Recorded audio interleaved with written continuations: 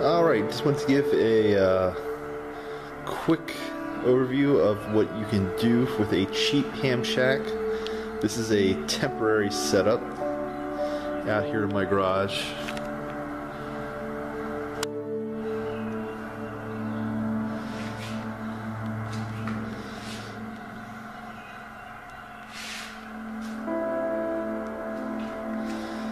And we just simply got the coax running.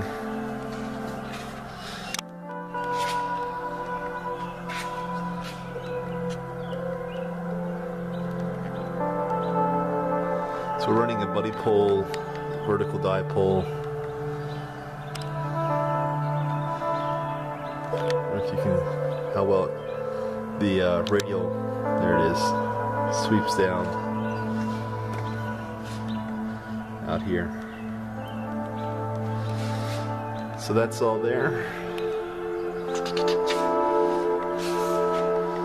Back into the shack.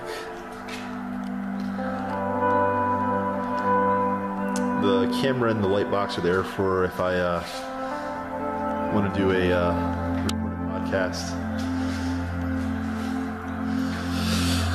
And let's see here. I use QRZ.com for my logbook. So real quick. Let's turn this down a little bit. So, about a year or two ago when I was getting started, I went out, did my test, was excited, but then I realized, really what do you need to actually get on the air practical. So, I've kind of refined it and killed this a little bit, or reduced what I think is essential. So, obviously the first thing you need is a radio. I'm using the Yaesu FT897D. I bought mine secondhand. In fact, I think most of my gear is bought used. It came with a the Yaesu antenna tuner, but as I've gotten better at setting up my antenna, hardly ever use this anymore. I can usually run barefoot now and get my antenna so that my SWR is around. I'm usually running on the 20 meter band, so I can keep it down to about 2 to 1 my SWR with my buddy pole full antenna, which is 4. If you have a buddy pole, it's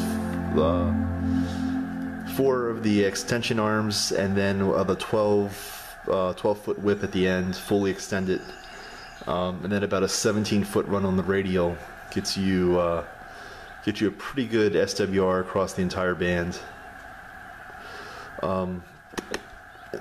So with that in mind, let me show the other part of. So to get there, the MFJ, I think there's newer models now, but the antenna analyzer is absolutely, it's a couple bucks, but it is so worth it to get your, get up and running really fast. Basically, it like, what it is an antenna tuner, antenna analyzer.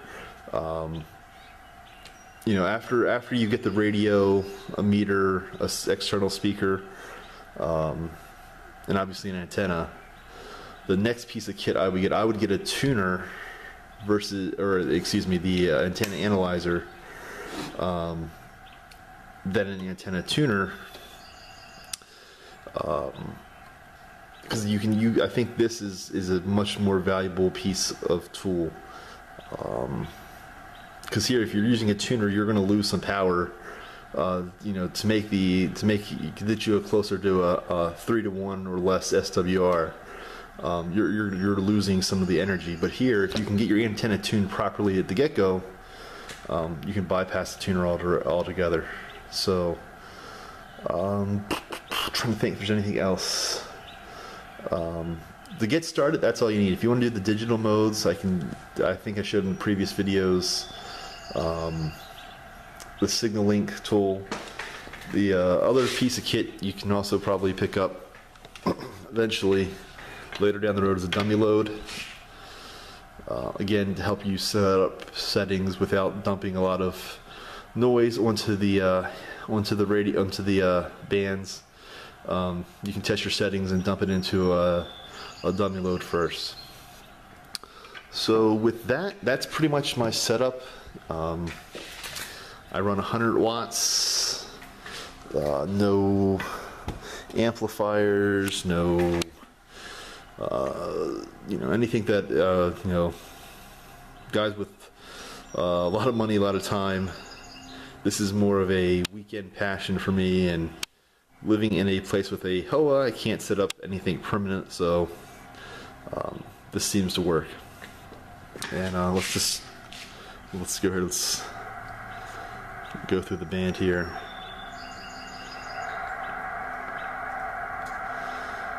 It's probably not the best time of the day.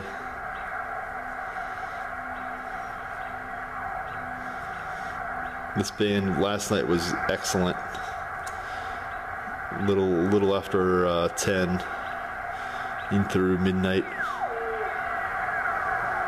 Yeah, tonight it's kind of quiet. Today, I mean.